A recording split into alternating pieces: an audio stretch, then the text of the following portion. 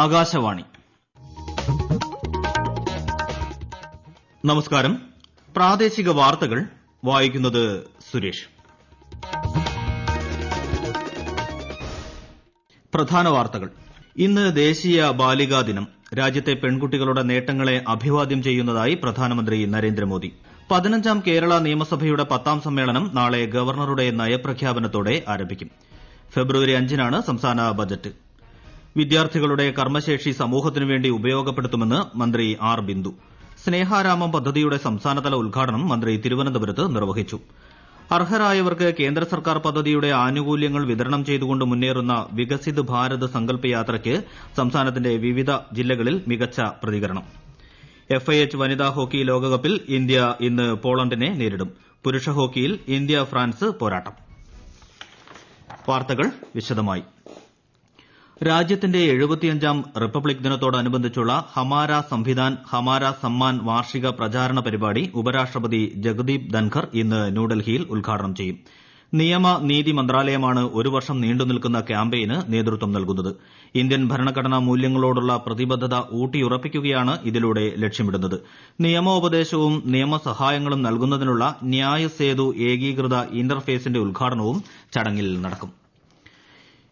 New Khurja New Rewari junction 173 kilometre വൈദ്യുതീകരിച്ച railway line പ്രധാനമന്ത്രി നരേന്ദ്രമോദി നാളെ രാജ്യത്തിന് സമർപ്പിക്കും.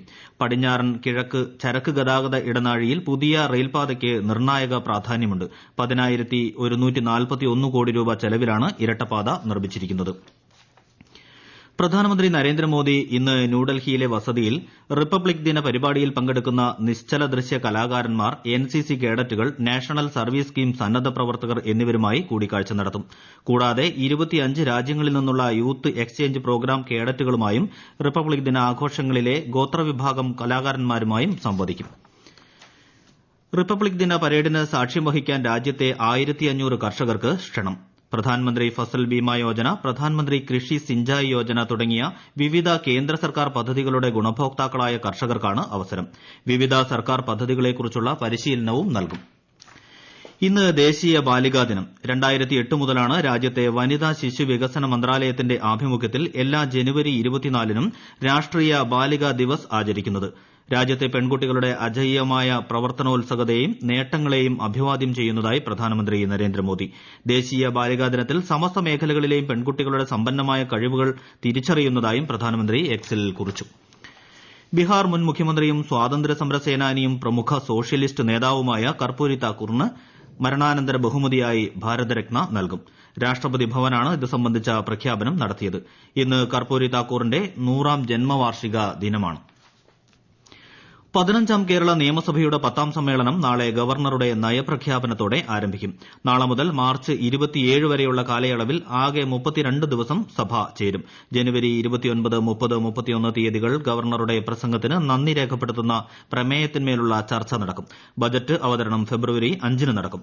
അടുത്ത മാസം 12 മുതൽ 14 വരെയുള്ള തീയതികളിൽ ബജറ്റിന്മേലുള്ള പൊതുചർച്ച നടക്കും. കേന്ദ്ര സർക്കാരിന്റെ ജനക്ഷേമ പദ്ധതികളും സമൂഹത്തിന്റെ എല്ലാ തലങ്ങളിലും എത്തിക്കുക എന്ന ലക്ഷ്യത്തോടെ ആവിഷ്കരിച്ച് നടപ്പാക്കുന്ന വികസിത് ഭാരത് സങ്കല്പ് യാത്രയുടെ പര്യടനം ഇടുക്കി ജില്ലയിൽ പൂർത്തിയായി. ജില്ലയിലെ നഗര ഗ്രാമീണ മേഖലകളിൽ അടക്കം 57 സ്ഥലങ്ങളിലെത്തിയ യാത്രയ്ക്ക് മികച്ച സ്വീകരണമാണ് മിക്കയിടങ്ങളിലും ലഭിച്ചത്. കൂടുതൽ വിവരങ്ങളുമായി ആകാശവാണി ഇടുക്കി ജില്ലാ പ്രതിനിധി രതീഷ് കൃഷ്ണ. മലയോര നഗര ഗ്രാമീണ മേഖലകളിൽ സന്ദർശനം നടത്തി ഇടുക്കിയിലെ വികസിത് ഭാരത് സങ്കല്പ് യാത്ര സമാപിച്ചു. 2023 ഡിസംബർ 4-ന് കോടിക്കുളം ഗ്രാമപഞ്ചായത്തിലാണ് യാത്ര ആരംഭിച്ചത്. 52 ദിവസങ്ങൾക്കിടെ തൊടുപുഴ, കട്ടപ്പന നഗരസഭകളിലെ 5 ഇടങ്ങളിലും 52 ഗ്രാമപഞ്ചായത്തുകളിലും യാത്രയെത്തി. സംസ്ഥാനത്തെ ഏക ഗോത്രവർഗ പഞ്ചായത്തായ ഇടമലക്കുടി ഉൾപ്പെടെ മിക്കയിടങ്ങളിലും യാത്രയ്ക്ക് ആവേശോജ്വല സ്വീകരണമാണ് ലഭിച്ചത്. കർഷകർ, ഹരിതകർമ്മ സേനാംഗങ്ങൾ, കുടുംബശ്രീ അംഗങ്ങൾ, വിവിധ മേഖലകളിലെ തൊഴിലാളികൾ, വീട്ടമ്മമാർ തുടങ്ങി സമൂഹത്തിന്റെ നാനാ തുറകളിലുള്ളവരും യാത്രയുടെ ഭാഗമായി. ജില്ലാ ലീഡ് ബാങ്കിന്റെ നേതൃത്വത്തിൽ വിവിധ സർക്കാർ വകുപ്പുകളുടെ സഹകരണത്തോടെയായിരുന്നു യാത്ര സംഘടിപ്പിച്ചത്. അർഹരായവർക്ക് കേന്ദ്ര സർക്കാർ പദ്ധതിയുടെ ആനുകൂല്യങ്ങൾ വിതരണം ചെയ്തുകൊണ്ട് മുന്നേറുന്ന വികസിത് ഭാരത് സങ്കല്പ് യാത്രയ്ക്ക് സംസ്ഥാനത്തെ വിവിധ ജില്ലകളിൽ മികച്ച പ്രതികരണം. ആലപ്പുഴ ജില്ലയിലെ പര്യടനം ഇന്ന് സമാപിക്കും. തൃശൂർ, മലപ്പുറം ജില്ലകളിൽ പര്യടനം പുരോഗമിക്കുകയാണ്. കേന്ദ്ര സഹമന്ത്രി വി മുരളീധരൻ വിശാഖപട്ടണത്ത് വികസിത് ഭാരത് സങ്കല്പ് യാത്ര ഗുണഭോക്താക്കളുമായി സംവദിക്കും. അനകപ്പള്ളിയിലെ സുബാവരത്തും ഗജുവാക്കയിലും നടക്കുന്ന പര്യടനത്തിൽ കേന്ദ്ര സഹമന്ത്രി പങ്കെടുക്കും. ഈ വാർത്തകൾ ആകാശവാണിയിൽ നിന്ന്. ആകാശവാണി വാർത്തകളും വാർത്താധിഷ്ഠിത പരിപാടികളും all India radio news Thiruvananthapuram എന്ന യൂട്യൂബ് ചാനലിൽ ലഭ്യമാണ്. കൂടുതൽ വാർത്തകൾക്കായി all India radio news Thiruvananthapuram എന്ന ഫേസ്ബുക്ക് പേജും @ARnews_TVM എന്ന എക്സ് ഹാൻഡിലും സന്ദർശിക്കാം.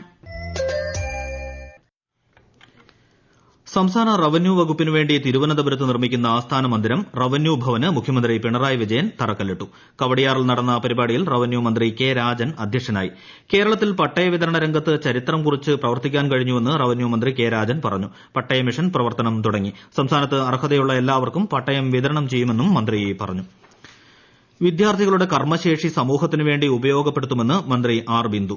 മാലിന്യമുക്ത നവകേരളം ക്യാമ്പയിനിന്റെ ഭാഗമായി ഉന്നത വിദ്യാഭ്യാസ വകുപ്പിന് കീഴിലുള്ള നാഷണൽ സർവീസ് സ്കീമിന്റെ നേതൃത്വത്തിൽ ഒരുക്കിയ 3000 സ്നേഹാരാമങ്ങളുടെ ഉദ്ഘാടനം തിരുവനന്തപുരം ഗവൺമെന്റ് വിമൻസ് കോളേജിൽ നിർവഹിച്ചു സംസാരിക്കുകയായിരുന്നു മന്ത്രി. സന്നദ്ധ പ്രവർത്തന രംഗത്ത് നാഷണൽ സർവീസ് സ്കീം മാതൃകാപരമായ പ്രവർത്തനമാണ് നടത്തുന്നത്. തദ്ദേശ സ്വയംഭരണ സ്ഥാപനങ്ങളുമായി സഹകരിച്ച് പ്രവർത്തിക്കുമെന്നും മന്ത്രി പറഞ്ഞു. മന്ത്രി എം പി രാജേഷ് അധ്യക്ഷത വഹിച്ചു. പ്രധാനമന്ത്രി നരേന്ദ്രമോദി വിദ്യാർത്ഥികളുമായി സംവദിക്കുന്ന പരീക്ഷാ പേ ചർച്ചയുടെ 7ാം പതിപ്പ് ഈ മാസം 29-ന് നടക്കും. വിദ്യാർത്ഥികളുടെയും അധ്യാപകരുടെയും രക്ഷിതാക്കളുടെയും ആശങ്കകൾ ലഘൂകരിക്കാനും അവർക്ക് പ്രചോദനം നൽകാനുമാണ് പരീക്ഷാ പേ ചർച്ച സംഘടിപ്പിച്ചിരിക്കുന്നത്. ന്യൂഡൽഹിയിലെ ഭാരത് മണ്ഡപത്തിൽ നടക്കുന്ന പരിപാടിയിലേക്കായി ഇതുവരെ 2.5 കോടിയിലധികം വിദ്യാർത്ഥികൾ രജിസ്റ്റർ ചെയ്തിട്ടുണ്ട്. പരീക്ഷാ പേ ചർച്ചയുടെ ഭാഗമായി കവരത്തി ദ്വീപിലെ സ്കൂൾ വിദ്യാർത്ഥികളെ പങ്കെടുപ്പിച്ചുകൊണ്ട് PM ശ്രീ കേന്ദ്രീയ വിദ്യാലയത്തിൽ ചിത്രരചനാ മത്സരം സംഘടിപ്പിച്ചു. Viksit Bharat, Chandrayaan, sporting success of India എന്നീ വിഷയങ്ങളെ കേന്ദ്രീകരിച്ച് നടന്ന മത്സരത്തിൽ 100ഓളം വിദ്യാർത്ഥികൾ പങ്കെടുത്തു. കേന്ദ്ര സർക്കാർ നടപ്പാക്കുന്ന PM ജൻമൻ പദ്ധതിക്ക് വയനാട് ജില്ലയിൽ മികച്ച പിന്തുണ. ജില്ലയിലെ 18,072ഓളം കാട്ടുനായ്ക്ക വിഭാഗത്തിൽപ്പെട്ടവരാണ് പദ്ധതിയുടെ ഗുണഭോക്താക്കൾ. പദ്ധതിയുടെ ഭാഗമായി ആദ്യഘട്ടത്തിൽ 480 കുടുംബങ്ങൾക്ക് വീടുകൾ നിർമ്മിച്ചു നൽകും. കൂടുതൽ വിവരങ്ങളുമായി ആകാശവാണി വയനാട് ജില്ലാ പ്രതിനിധി അരുൺ വിൻസെന്റ്. ജില്ലയിൽ ഏറ്റവും പിന്നാക്കം നിൽക്കുന്ന ദുർബല ഗോത്ര വിഭാഗത്തിന്റെ ക്ഷേമത്തിനായി കേന്ദ്ര സർക്കാർ നടപ്പിലാക്കുന്ന PM ജൻമൻ പദ്ധതിക്ക് ജില്ലയിൽ മികച്ച പിന്തുണ. ജില്ലയിലെ 18,072ഓളം വരുന്ന കാട്ടുനായ്ക്ക് വിഭാഗത്തിൽപ്പെട്ട അംഗങ്ങളാണ് ഗുണഭോക്താക്കൾ. ഇവരുമായി പ്രധാനമന്ത്രി കഴിഞ്ഞ ദിവസം ഓൺലൈനായി സംവദിച്ചിരുന്നു. പദ്ധതിയുടെ ഭാഗമായി ജില്ലയിൽ ആദ്യഘട്ടത്തിൽ ഇവർക്കായി 480 വീടുകൾ നിർമ്മിച്ചു നൽകും. കൂടാതെ ഓരോ കോളനിയിലും മൾട്ടി ലേണിംഗ് സെന്ററുകളും നിർമ്മിക്കും. വനത്തിൽ നിന്നും ഇവർ ശേഖരിക്കുന്ന ഉൽപ്പന്നങ്ങൾ ഇവിടെ തന്നെ വിൽപ്പന നടത്താനുള്ള സൗകര്യവും ഒരുക്കും. കൂടാതെ ആധാർ കാർഡ്, ആയുഷ് ഭാരത് കാർഡ്, പ്രധാനമന്ത്രി സുരക്ഷാ ബീമാ യോജന, വന്ദൻ വികാസ് കേന്ദ്ര അടക്കമുള്ള ആധികാരിക രേഖകൾ യാതൊരു തടസ്സവും കൂടാതെ ഇവർക്ക് നൽകുകയും ചെയ്യും. ആദ്യഘട്ടത്തിൽ കേരളത്തിൽ ഇടുക്കി, വയനാട് ജില്ലകളിലാണ് പദ്ധതി നടപ്പിലാക്കുക. FIH വനിതാ ഹോക്കി ലോകകപ്പിൽ ഇന്ത്യ ഇന്ന് പോളണ്ടിനെ നേരിടും. ഇന്ത്യൻ സമയം ഉച്ചയ്ക്ക് 12:50 മസ്കറ്റിലാണ് മത്സരം. ഇന്ത്യൻ ടീമിനെ ഗോൾ കീപ്പർ രജനി ഇട്ടിമർപൂവും വൈസ് ക്യാപ്റ്റൻ മഹിമ ചൌധരിയും നയിക്കും. നാളെ നമീബിയയ്ക്കെതിരെയാണ് ഇന്ത്യയുടെ അവസാന ഗ്രൂപ്പ് മത്സരം. ക്വാർട്ടർ, സെമി മത്സരങ്ങൾ മറ്റന്നാൾ നടക്കും. ശനിയാഴ്ചയാണ് ഫൈനൽ. ദക്ഷിണാഫ്രിക്കയിൽ നടക്കുന്ന പുരുഷ ഹോക്കി മത്സരത്തിൽ ഇന്ത്യ ഇന്ന് ഫ്രാൻസുമായി ഏറ്റുമുട്ടും. ഉച്ചയ്ക്ക് 2:30-നാണ് മത്സരം. കലിംഗ സൂപ്പർ കപ്പ് ഫുട്ബോളിൽ ഇന്ന് ഈസ്റ്റ് ബംഗാൾ FC ജാംഷഡ്പൂർ FCയെ നേരിടും. ഒഡീഷയിലെ കലിംഗ സ്റ്റേഡിയത്തിൽ രാത്രി 7:30-നാണ് മത്സരം. കണ്ണൂരിൽ കേരള പ്രീമിയർ ലീഗ് ഫുട്ബോളിൽ ഇന്ന് വയനാട് യുണൈറ്റഡ് FC ബോസ്കോ ഒതുക്കുങ്ങലുമായും Little Flower Football Academy Kovalam football ക്ലബ്ബുമായും ഏറ്റുമുട്ടും. ജോലിസ്ഥലത്തെ മാനസിക പീഡനം മൂലം ആത്മഹത്യ ചെയ്യേണ്ടി വന്ന അസിസ്റ്റന്റ് പബ്ലിക് പ്രോസിക്യൂട്ടർ അനീഷ്യ ആത്മഹത്യ ചെയ്ത സംഭവം സർക്കാർ അതീവ ഗൌരവത്തോടെ കാണണമെന്നും അന്വേഷണത്തിന് പ്രത്യേക സംഘത്തെ നിയോഗിക്കണമെന്നും ആവശ്യപ്പെട്ട് പ്രതിപക്ഷ നേതാവ് മുഖ്യമന്ത്രിക്ക് കത്ത് നൽകി. ആത്മഹത്യയ്ക്ക് മുൻപ് അനീഷ്യ സുഹൃത്തുക്കൾക്ക് അയച്ച ശബ്ദ സന്ദേശങ്ങളിൽ ജോലിയിൽ നേരിട്ടിരുന്ന സമ്മർദ്ദങ്ങളെക്കുറിച്ച് വിവരിക്കുന്നുണ്ട്. അനീഷ്യയുടെ കുടുംബത്തിന് സർക്കാർ നീതി ഉറപ്പാക്കണമെന്ന് KPCC അംഗം ബിന്ദുകൃഷ്ണയും ആവശ്യപ്പെട്ടു.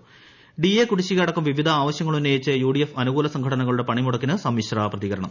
ചിലയിടങ്ങളിൽ സർക്കാർ ഓഫീസുകളിൽ ജീവനക്കാരുടെ ഹാജരിൽ കുറവുണ്ടായി. ഭരണപക്ഷ അനുകൂല ജീവനക്കാർ ജോലിക്കെത്തി. അവശ്യ സർവീസുകൾ തടസ്സമില്ലാതെ നടന്നു.